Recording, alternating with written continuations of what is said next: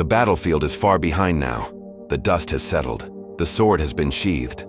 And yet the hardest challenge has not yet arrived. Because anyone can learn to fight. But very few learn how to rule. There is a stone chamber, ancient walls, torches that burn without wind, and at the center of the room, a throne, not decorated with gold, not covered in jewels, just stone, heavy, immovable, and already seated upon it is a figure, not a warrior, not a conqueror, a man who is simply present. Carl Jung steps into the room from a side door. His footsteps echo. He looks at the throne, then he looks at you, and without ceremony he says, "The hero survives the trial. The king must survive himself." From the hero to the king, the transition no one prepares for. Carl Jung sits down across from you, not on the throne, on a simple wooden chair beside it. He interlaces his fingers and begins. In the last journey, we followed the hero. Courage, trial, transformation. David faced Goliath. Odysseus crossed the ocean. Hercules completed his labors. But Carl Jung asks a question now that disturbs the silence of the room. What happens after? Because there is a moment in every human life when the battles have been fought, when the trials have been endured, when the person has proven to themselves and to the world that they are capable. And that is precisely the most dangerous moment of all. Carl Jung leans forward slightly. Because the hero who never becomes a king either destroys what he built or spends his life fighting battles that no longer need to be fought. The fire in the torches flickers. The transition from hero to king is not a reward. It is a demand for a new kind of maturity, one that does not come from strength, but from wisdom. The king archetype in the framework of analytical psychology is one of the most complex and misunderstood figures in the human psyche. When most people hear the word king, they think of crowns, of armies, of commands. But Carl Jung saw something deeper. The king is not about domination. The king is about order, not the order of force, but the order that emerges when a person becomes fully responsible. The king archetype is the part of the psyche that provides a center, a stable core from which decisions flow, a place from which others, and the self, can be organized and nourished. In Jungian theory, each major archetype has what is known as a full expression and a shadow expression. The full king is rare. The shadow king is everywhere. Every time the king archetype falls into shadow, it takes one of two forms. The tyrant. This is the most visible failure of the king. The tyrant believes that power is an end in itself. He rules through fear. He crushes what he cannot understand. He punishes what challenges him. But beneath the rage, beneath the commands, there is something hidden. Insecurity. The tyrant does not feel powerful. He feels threatened. And because he cannot face that feeling, he externalizes it as control. Carl Jung pauses. You have seen this figure in history, in institutions, in families, perhaps even in yourself. Now Carl Jung points to the right half of the circle, the weakling. This shadow is less dramatic, but equally destructive. The weakling is the man or woman who has been called to lead and refuses, who has been given responsibility and abandons it, who allows chaos to grow around them, not from cruelty, but from avoidance. The weakling believes that by refusing power, he avoids corruption. But what he truly avoids is growth. Both shadows share a common root, an inability to sit with the weight of genuine responsibility. Carl Jung erases the shadows from the board. He steps back, and now he draws something different, a single point, in the exact center of the board. The king, he says, is not about governing others. He is about governing the self. In depth psychology, the throne is a symbol, not of dominance, but of orientation. When a person fully embodies the king archetype, they become the stable center of their own existence. Decisions no longer come from fear. Relationships are no longer driven by need or manipulation. Work is no longer about proving something. There is a quality of settled authority that does not need to announce itself. Carl Jung points to the single point on the board. This is the center. The king lives here. Not in the throne room of the palace, but in the throne room of the psyche. The authentic king archetype produces something specific, a quality that Carl Jung described as sovereignty of character. This means you are not ruled by your emotions. You are not enslaved to the expectations of others. You are not dependent on external validation for your sense of worth. And yet, you are not cold, not distant, not detached. The true king is warm precisely because he is secure. The stone chamber dissolves. Now there is a different space, an ancient court. Stone floors, high ceilings, and in the center, a man seated on a throne of cedar and gold. Carl Jung walks beside you. He speaks without turning. Solomon. Among all the mythological and historical figures that illuminate the king archetype, Solomon stands apart. Not because he was perfect, but because of a single moment. Carl Jung recounts it. When Solomon was offered anything he desired, anything at all, he did not ask for power. He did not ask for the defeat of his enemies. He did not ask for wealth or long life. He asked for wisdom. Carl Jung pauses beside you. Do you understand what that means? It means that Solomon recognized something fundamental, that the greatest threat to a king is not an external enemy. It is his own blindness. To rule without wisdom is to destroy with good intentions. And this is why the Solomonic image is so powerful in depth psychology. Because Solomon's request for wisdom was not a sign of weakness. It was the most sovereign act possible. The recognition that to govern well, one must first understand deeply. Carl Jung adds something important here. The wisdom of Solomon was not merely intellectual, it was discernment. The capacity to see what is truly happening beneath the surface, to separate the true from the false, to weigh what matters from what merely appears to matter.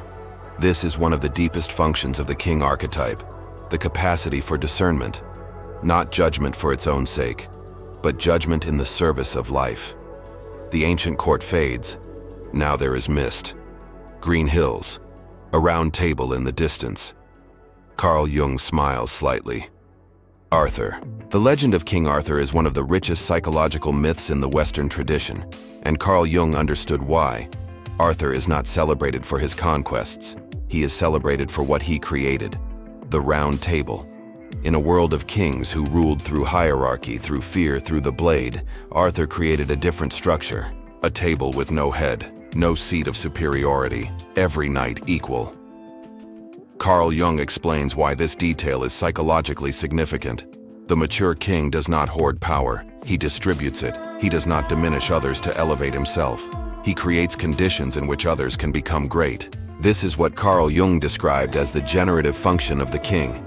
Not just preservation, not just order, but the capacity to bring forth life in others.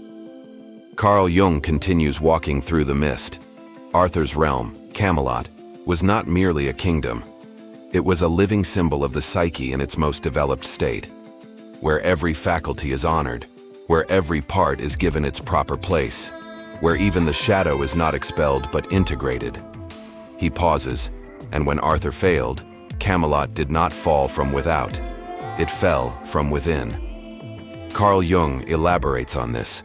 The wound that destroyed Camelot was a wound of repression. Lancelot, Arthur's greatest knight. Guinevere, Arthur's queen. A love that existed in secret. Not because Arthur did not know, but because no one could speak of it. Carl Jung pauses beside a stone wall in the mist. The psyche does not tolerate permanent repression.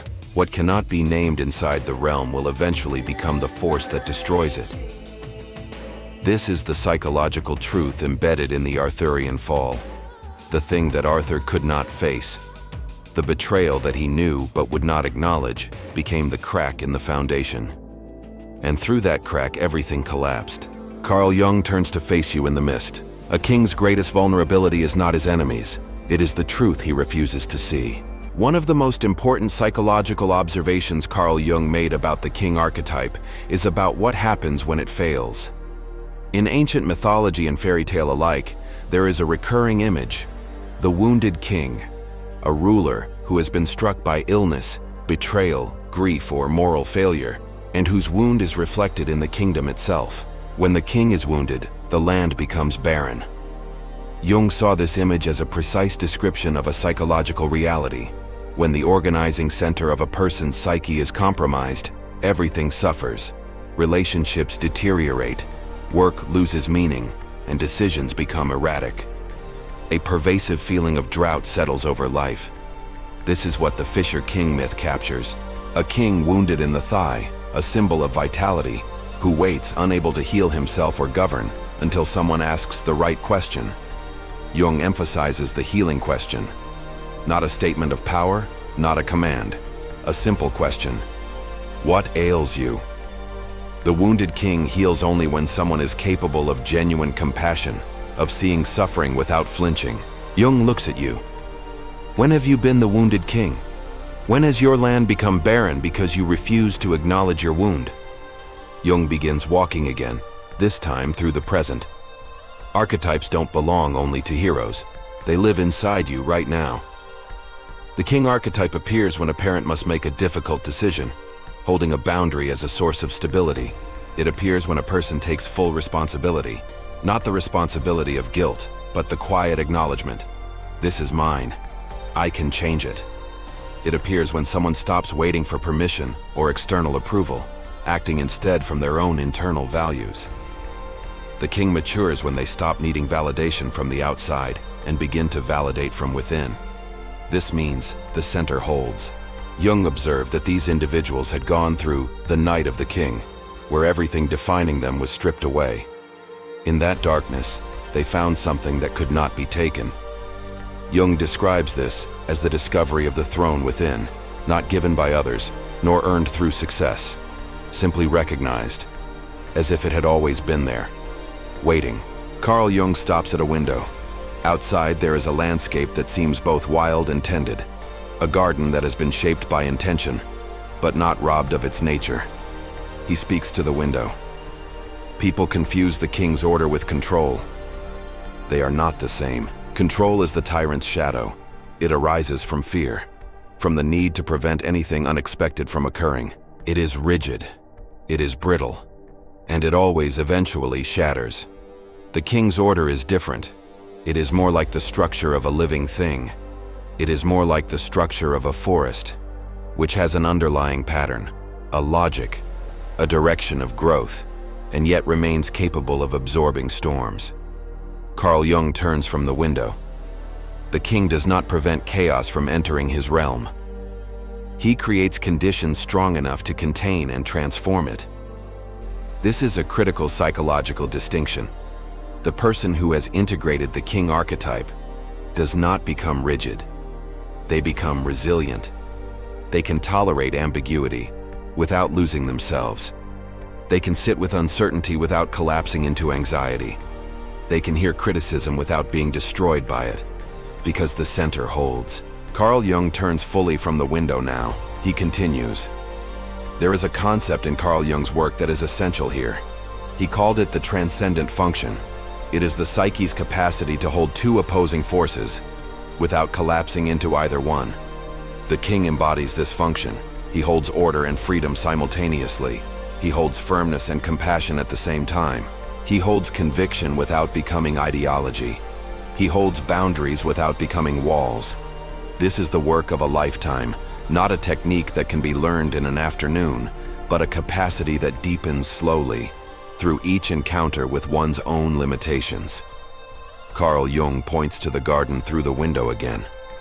The gardener does not control the rain. He does not command the sun. He cannot force the seed to become a tree. But he tends. He prepares the soil. He removes what would strangle growth. He provides what supports it. And then, he waits.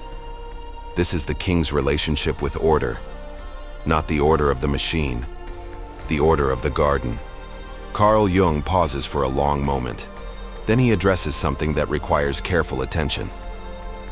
The king archetype is not exclusive to men, although it has historically been described in masculine terms, because mythology tends to reflect the dominant cultural imagination of its time. The psychological reality is different. Every psyche, regardless of gender, carries this archetype. The king energy in a woman might express differently. It might emerge as what Carl Jung's tradition calls the queen energy, or simply as the fully sovereign feminine. But the psychological function is the same: the capacity to be a center, to bring order, to nourish, to decide from a place of inner authority rather than external permission. Carl Jung points out that in his clinical work, he observed that some of the most profound expressions of king energy appeared in women who had learned to govern their own lives with dignity and intention. And some of the deepest wounds he observed came from people of all genders who had never been allowed to develop this archetype, who had been taught, implicitly or explicitly, that their authority over their own lives was not theirs to claim. Carl Jung elaborates further. In certain cultural contexts, claiming authority has been actively discouraged. Girls taught to defer, boys taught to dominate. Neither of these produces the genuine king, because the genuine king, whether expressed in masculine or feminine form, is not produced by social conditioning. It is produced by the interior work, the confrontation with the shadow, the integration of what has been avoided, the willingness to stand at the center of one's own life, without apology and without tyranny. Carl Jung adds one more observation that is important. In the relationship between two people who both carry developed king energy, something remarkable can occur. Two sovereign people, two centers, not competing, not merging, but genuinely meeting. This is the kind of relationship that is rare and profoundly generative, because when two people do not need each other to feel whole, they can choose each other freely. And choice, freely given from a place of fullness, is one of the deepest forms of love. Carl Jung returns to the blackboard. He writes several words around the word king: hero, lover, warrior, magician. He draws lines connecting them all to the center. The king is not one archetype among equals. In the full maturation of the psyche, the king is the archetype that integrates all others. This is a profound insight from Carl Jung's work. The hero provides the courage to cross thresholds. The warrior provides the focused energy to act. The lover provides the capacity for connection and meaning. The magician provides the ability to think, understand, and transform. But without a king at the center, these energies do not serve a coherent whole. The hero without the king becomes reckless, constantly seeking trials long after the trials have served their purpose. The warrior without the king becomes destructive, all force and no direction. The lover without the king becomes consumed, lost in sensation, unable to hold boundaries or commitments. The magician without the king becomes manipulative. Knowledge without moral grounding. Carl Jung erases all the outer words, leaves only the circle in the center. This is the work of the second half of life, not to add more to the self, but to integrate what already exists under a governing center. How the king is wounded, the patterns that interrupt development. Carl Jung sits again. His tone shifts to something more reflective, more clinical. Many people carry wounds that prevent the king from emerging. He describes them carefully. The first wound, the absent king. When the organizing center of the family was absent, the psyche of the child was left without a model of benevolent authority. Without seeing the king embodied, it becomes extraordinarily difficult to embody it oneself. Carl Jung notes that this absence creates a specific kind of hunger, an endless search for external authority figures. The second wound, the devouring king. The opposite of absence, an authority figure who was so overwhelming that the developing psyche learned to shrink. The child who grows up beneath a tyrant king often develops into an adult who either becomes a tyrant themselves or spends their life in shadow. The third wound, the false king. The authority that presented itself as legitimate and benevolent, but was secretly serving only itself. This creates perhaps the deepest wound of all, a distrust of authority so profound that the person cannot trust even their own internal authority. Carl Jung looks at you steadily. If any of these resonate, know that the wound is not the destination. The wound is the beginning of the work.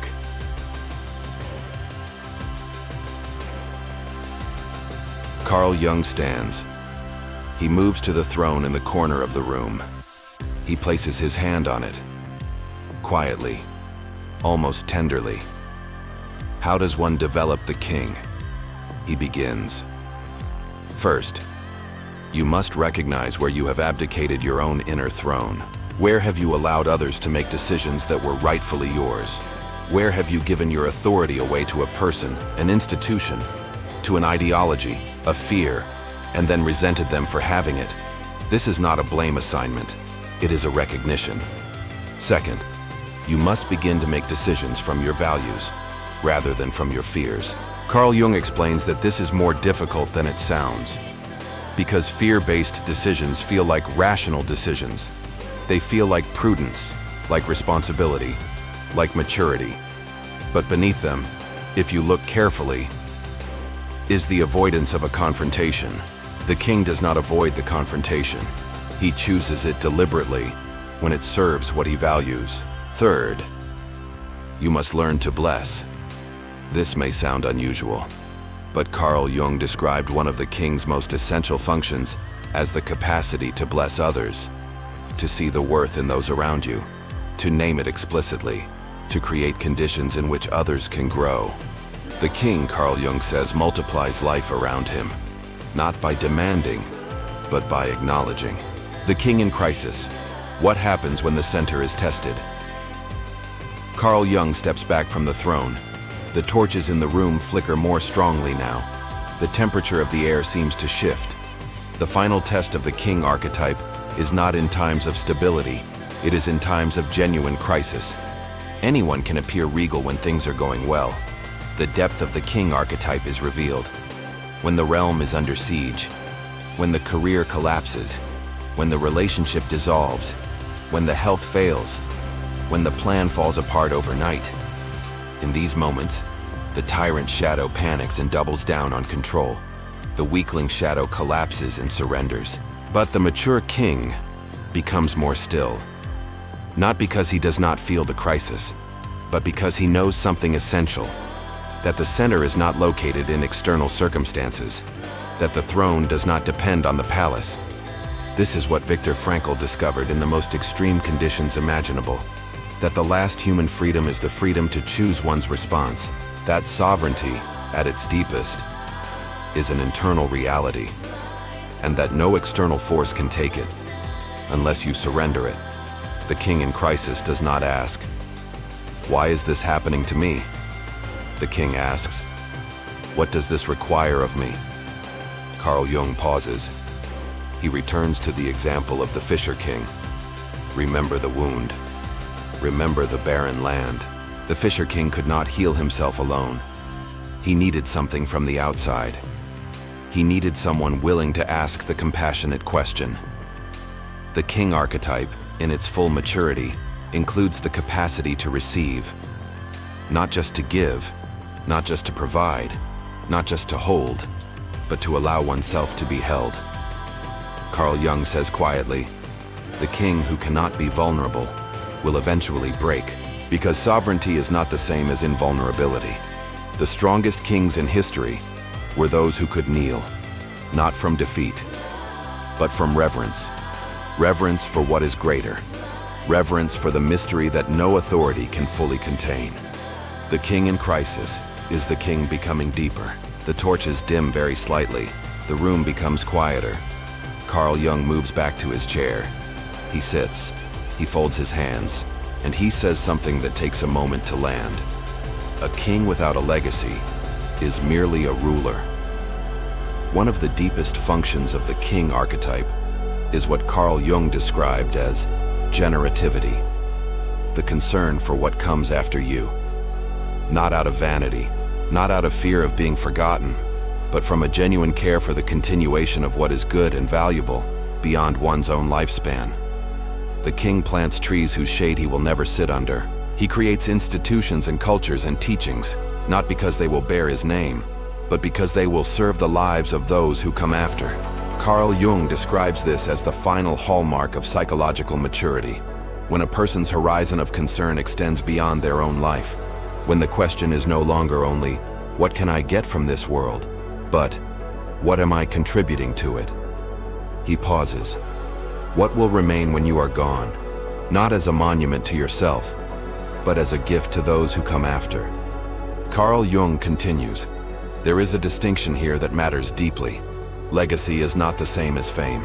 A person famous in their lifetime may leave nothing of lasting value, and a person whose name no one remembers may leave behind children who became extraordinary, students who carried forward a wisdom, a small community that flourished because of their care." Carl Jung speaks of the parents in his clinical practice.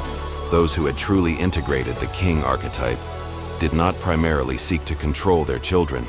They sought to prepare them, to create conditions in which the child could become fully themselves, even if that meant the child chose a different path, even if it meant the child went further than the parent.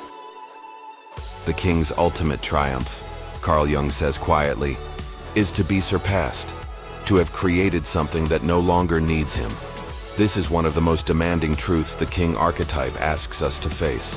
That genuine leadership, genuine stewardship, works toward its own obsolescence. The great teacher creates students who no longer need the teacher. The great parent creates children who can live without the parent. The great leader creates a culture that can sustain itself without the leader. Is there anything more courageous than building toward a world you will never fully see? At the entrance to the stone chamber, headlights cut through the dark. Carl Jung picks up his coat and walks toward the door. He stops at the threshold. The king orders the realm. He structures, he protects, he blesses, but he cannot see everything. There is an archetype that does not govern through authority. It governs through understanding. He gets in. You follow. The car begins to move through the stone corridor, through the dark. The throne grows smaller in the rearview mirror. The king rules the kingdom, but the magician rules the invisible. The road opens ahead. Strange light on the horizon, not the light of torches. Something older, something deeper. The magician does not ask whether you are strong enough. He asks whether you are willing to be transformed. The light grows, the car moves forward, and the road of the psyche continues.